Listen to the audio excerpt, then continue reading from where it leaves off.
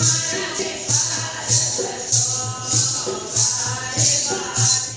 Everyone, welcome back to my channel Madhushreya tips. I hope आप सब हमेशा की तरह बिल्कुल अच्छे होंगे और बिल्कुल खुश होंगे। दोस्तों, अगर हम बचपन की बातें याद करें तो कितना अच्छा लगता है ना।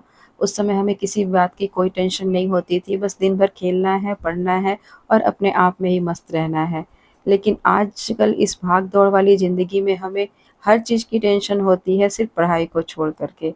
उस समय तो हमें ये टेंशन होती थी कि कहीं हम पढ़ाई में या फिर एग्ज़ाम में फ़ेल ना हो जाएँ। लेकिन अब ये टेंशन रहती है कहीं हम ज़िंदगी के इम्तिहान में फ़ेल ना हो जाएँ।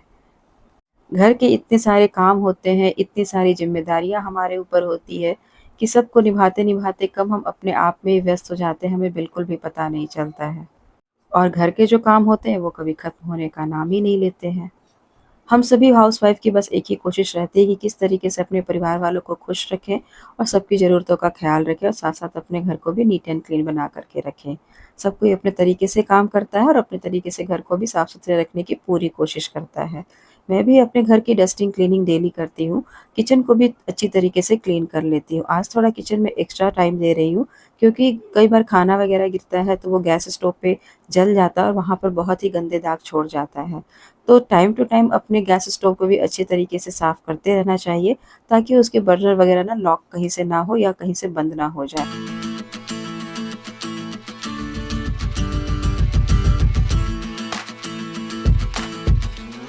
गैस स्टोव को मैं कभी-कभी वॉश करती हूँ, लेकिन जब भी वॉश करती हूँ तो बर्नर के ऊपर ना कटोरी रख देती हूँ जिससे पानी का अंश कोई भी अंदर नहीं जाता है और अंदर की जो पाइप वो बिल्कुल भी ब्लॉक नहीं होती है।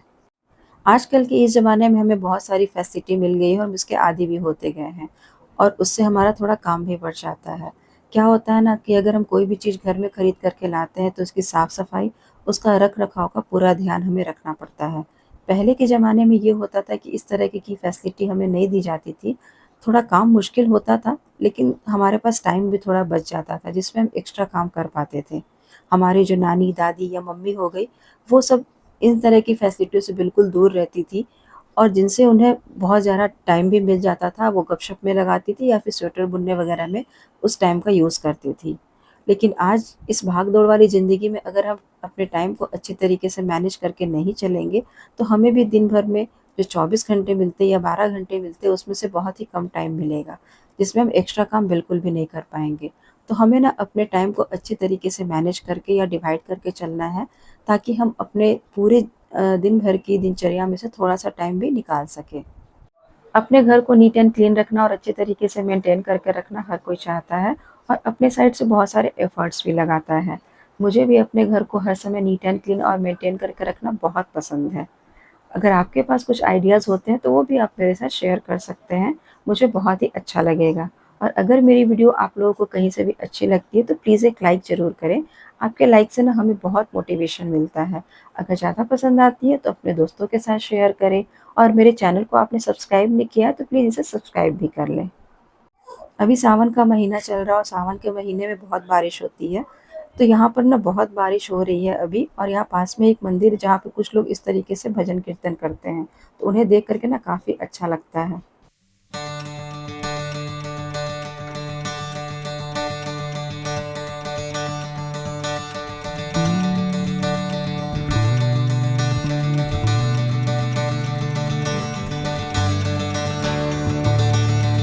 समुद्र देखने में बहुत शांत होता है, लेकिन जब ये पूरे उफान पे रहता है तो बहुत ही भयानक भी लगता है। इसी तरीके से हमारे अंदर भी बहुत उथल-पुथल होती रहती है, लेकिन हमें बाहर से बिल्कुल शांत रहना चाहिए। तभी हम अपने सभी कामों को अच्छी तरीके से कर सकते हैं। मेरे घर के पास में ये वाटरफॉल है जिसे देखने के लिए बहुत दूर-दूर से लोग आते हैं और यहाँ का नज़ारा बारिश के दिनों में बहुत ही अच्छा होता है। जब पानी सभी पेड़-पौधों को, पत्थरों को चीरता हुआ नीचे गिरता है, तो उसकी आवाज़ और वो दृश्य देखने में बहुत ही मनमोहक होता है। आजकल लोग न्यूक्लियर फैमिली में रह रहे हैं क्योंकि नौकरी एक ऐसी मजबूरी है जिसके बिना हमारा काम नहीं चल सकता। नौकरी की मजबूरी के कारण ही लोग बड़े-बड़े शहरों में अकेले रहने लगते हैं। जब परिवार से उनसे कोई मिलने आता है तो बहुत ही अच्छा लगता है और उन्हें बहुत हेल्प भी मिल जाती है। अपने छोटे से परिवार के साथ रहते-रहते ना हमें आदत भी हो जाती है और हम अपने टाइम को मैनेज करना भी सीख जाते हैं। हम अपने परिवार से जब अलग होकर के रहने लगते हैं तो हमें भी काम करने की आदत हो ही जाती है और किस तरीके से काम को मैनेज करके चलना है वो भी हमें समझ में आने लगता है। लेकिन कभी-कभी जब सोचती हूँ तो ऐसा लगता है कि जब मम्मी बचपन में डाँटती थी तो बहुत ही अच्छा करती थी, क्योंकि अगर उस समय मम्मी ने डाँटा ना होता, किसी काम में टोका ना होता, तो आज हमें भी काम करने की बिल्कुल भी आदत ना होती। क्योंकि हम बचपन से ही देखते आ रहे हैं हमारी नानी, दादी, मम्मी किस तरीके से घर के काम को अच्छी तरीके से टाइम पर पूरा कर लेती हैं। इस बात को मैं पूरा मानती हूँ कि अगर घर में छोटे बच्चे होते हैं तो काम हमारा बढ़ जाता है, थोड़ा मुश्किल भी हो जाता है।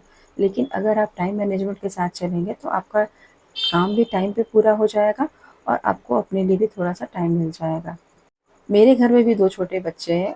मेरी बड़ी बेटी स्कूल जाती है और छोटा बेटा जब सो जाता है तभी मैं घर के सारे काम को अच्छी तरीके से पूरा करती हूँ। अपने काम को पूरा करने का कोई शॉर्टकट नहीं होता है। आप अपनी समझदारी से, अपने सूझबूझ से ही अपने घर के कामों को अच्छी तरीके से पूरा कर सकती हैं। आप किचन के काम करने के साथ-साथ अपने घर के छोटे-बड़े काम को कर सकती हैं। जैसे कि आप खाना बना रही हैं तो थोड़ी बहुत किचन की आप क्लीनिंग कर सकती हैं, डस्टिंग कर सकती हैं। छिलके वगैरह जब भी आप पील ऑफ करती हैं तो उसे डायरेक्ट आप सरफेस पे ना रख के किसी बाउल में रखें, फिर डायरेक्ट उसे आप डस्टबिन में डाल दें, जिससे आपका सरफेस या काउंटर टॉप गंदा नहीं होगा और थोड़ी-सी जो एक्स्ट्रा मेहनत हमें करनी पड़ती है ना, उससे करने से आप ज़रूर बच जाएँगे। गैस पर अगर कोई खाना आपने चढ़ा रखा है जिसे पकने में 10 से 5 मिनट का टाइम लग रहा है, तो उस बीच आप सिंक में पड़े हुए बर्तन वॉश कर लीजिए। जब भी आप पूरी तरीके से खाना बना लें, तो एक बार किचन को अच्छे तरीके से साफ कर लीजिए। जो भी कपड़ा या किचन नैपकिन आप यूज़ करते हैं, उसे भी एक बार धोना बहुत ही ज़रूरी है और वीक में 1 बार या फिर हो सके तो 2 दिन में 1 बार उसे गर्म पानी में सर्फ़ डालकर अच्छे तरीके से वॉश कर लीजिए। किचन के सिंक एरिया को भी अच्छी तरीके से आप साफ-सुथरा करके रखिए ताकि उसमें कोई भी बैक्टीरिया या कोई भी बदबू वगैरह ना आए। ऐसे बहुत से काम होते हैं हमारे डेली लाइफ में, जिन्हें हम डेली पूरा करते हैं और अच्छे तरीके से हम पूरा भी कर लेते हैं। अगर आप अपनी सूझबूझ लगाएँगे तो वो आपके सारे काम जो है वो टाइम पर पूरे भी होते जाएँगे। अभी बारिश का मौसम चल रहा है ना, तो मच्छर भी बहुत हो गए हैं। बहुत सारे उपाय मैंने किए लेकिन मच्छर बिल्कुल भी भागने का नाम नहीं ले रहा है, तो मैंने यहाँ पर ऑल आउट लिया है। अब इसी की मदद से सारे मच्छर को भगाऊँगी, क्योंकि अब इस टाइम पे ना डेंगू फैलने का खतरा बहुत ही ज़्यादा रहता है। अगर आपके पास मच्छर को भगाने का कोई उपाय है तो प्लीज़ मेरे साथ ज़रूर शेयर कीजिए। आई होप वीडियो आप लोगों को अच्छी लगी होगी। मिलती हूँ आपसे नेक्स्ट वीडियो में, तब तक के लिए take care. Thank you so much. Bye bye.